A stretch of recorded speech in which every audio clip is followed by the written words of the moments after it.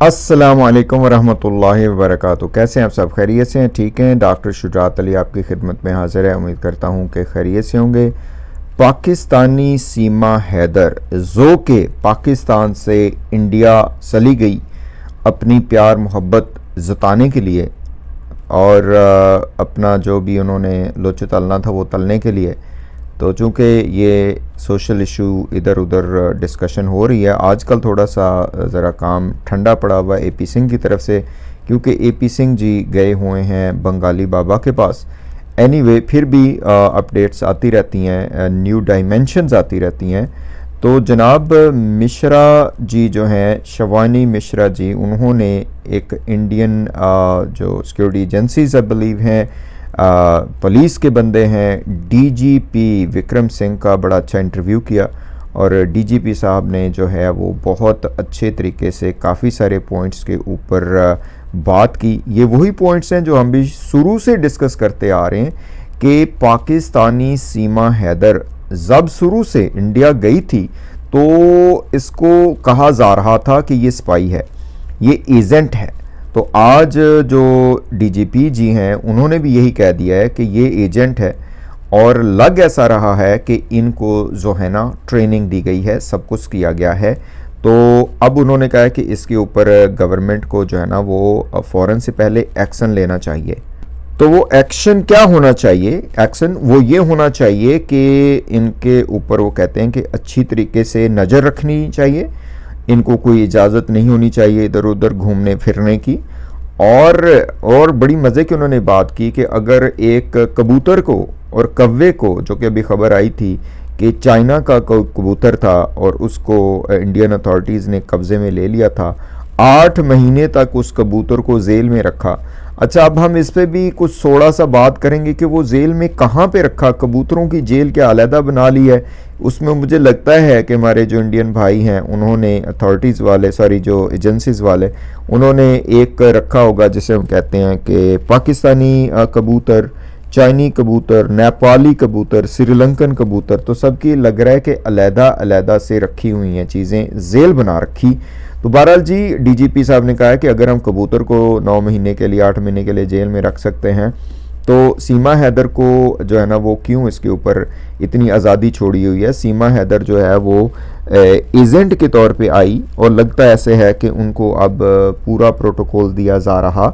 वो इंडिया में सेंसेशन 2023 बनी हुई और उसके बाद हर तरीके से सीमा हैदर को जो है ना वो प्रोटोकॉल मिल रहे हैं, रेड कारपेट मिल रहे हैं। तो उन्होंने हैरानगी का इज़हार किया, जिसके ऊपर हम पहले काफ़ी मरतबा हैरानगी का इज़हार कर चुके हैं।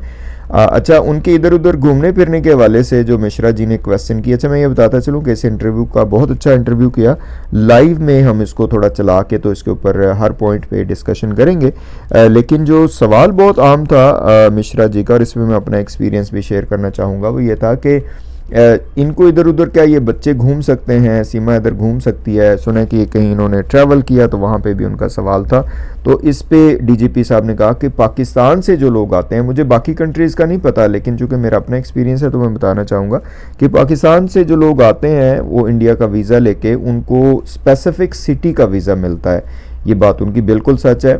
2006 में जब मैं अपना हाउस जॉब से फ्री हुआ था तो I went to India to take my MRCS exam. ठीक है जी, MRCS पार्ट 1 वहाँ पे दिया हम लोगों ने न्यू दिल्ली में। बहुत इन्जॉय किया, वाघा बॉर्डर के थ्रू हम गए, बहुत अच्छा सफ़र था और बहुत हॉस्पिटैलिटी दिखाई जो अमला था उन्होंने और बाकी लोगों ने भी।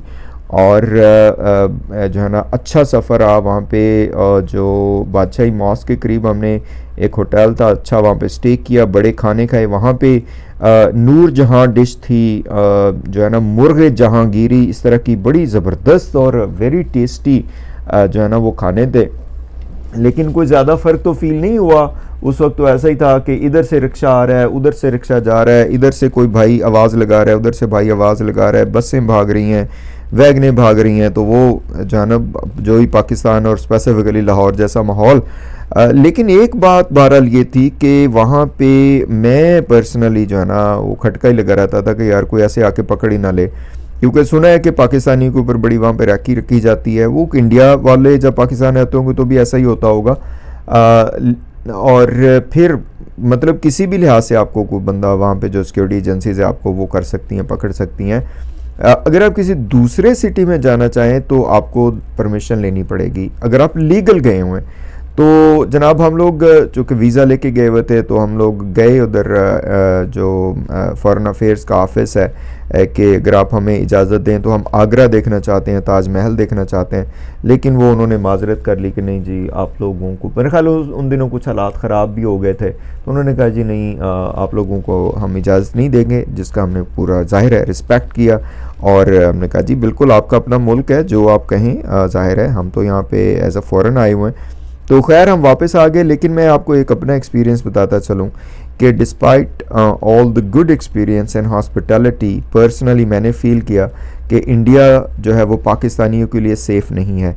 मैं दोबारा नहीं आऊँगा इंडिया। जैसे ही वाघा बॉर्डर से बस ने पाकिस्तान को क्रॉस किया, हमने कानों को हाथ लगा लिया, हमने कहा जी हम दोबारा नहीं आएंगे, किसी और जगह चले जाएंगे। लेकिन बहरहाल ये एक अपना पर्सनल एक्सपीरियंस है। उसकी वजह यह कि सस्पिशन से देखा जाता है, और जब आप फॉरेन कंट्री में जाते हैं, आप सब कुछ इतना पैसा खर्च करके गए होते हैं सब कुछ, तो वो फिर जाहिर है आपको you need to have good feelings. लेकिन गुड फीलिंग्स थी भी।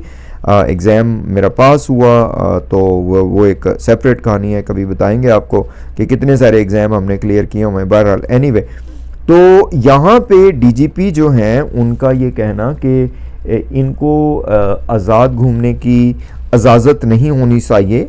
ये लोग जो हैं उन्होंने कहा कि इनके ऊपर हाउस अरेस्ट करना चाहिए और इनको एजेंट के तौर पे लेना चाहिए। और जो सरकार है, स्पेशली योगी जी की जो सरकार है, जो पुलिस एजेंसीज़ हैं, बाकी लोग हैं, उनको जल्द अज जल्द इनका फ़ैसला करना चाहिए, which we do agree with that 100%। तो लेकिन ज़ाहिर है अभी तक तो कोई फ़ैसला नहीं आ रहा। जो है ना, कबूतर को अगर 8 महीने लगते हैं तो सीमा को मेरा ख्याल है 2 साल लग जाएंगे। आजकल सीमा हैदर जी जो हैं ज़रा खामोश हैं, पाकिस्तानी इलेक्शंस के हवाले से कोई वो नहीं कर रही। पाकिस्तान की तरफ से गुलाम हैदर के वीज़ा के हवाले से भी हम आपको अपडेट करेंगे। अभी तक तो हमारे पास भी कोई ख़बर नहीं है, क्योंकि पाकिस्तान में इलेक्शन हो रहे थे, धांधली ज़दा इलेक्शन हुए, और उस पर हमने पहले ही कहा हुआ है कि सीमा हैदर जो है वो तो सपोर्ट करेगी हमारे जो हैं वो क्या नाम है उनका, नवाज शरीफ साहब को, क्योंकि सीमा हैदर की तो इधर ही वारे न्यारे होंगे। जिस तरह सीमा हैदर झूठ बोलती है, जो है ना, चीज़ों को घुमाती फिराती है, इसी तरह हमारे नवाज शरीफ जी जो हैं वो भी ऐसा ही करते हैं। एपी सिंह जी का भी बहरहाल हमें पता बताइए। मेरा ख्याल है डीजीपी जो हैं विक्रम सिंह, इनका जो सारा इंटरव्यू है ये एपी सिंह जी को भेजना चाहिए, ताकि एपी सिंह जी को भी कुछ होश आए, वो भी होश के नाखन लें और सीमा हैदर के मसले को जल्द सॉल्व करवाने की कोशिश करें। लगता तो ऐसा नहीं है। आपका इसमें क्या ख्याल है बताइएगा।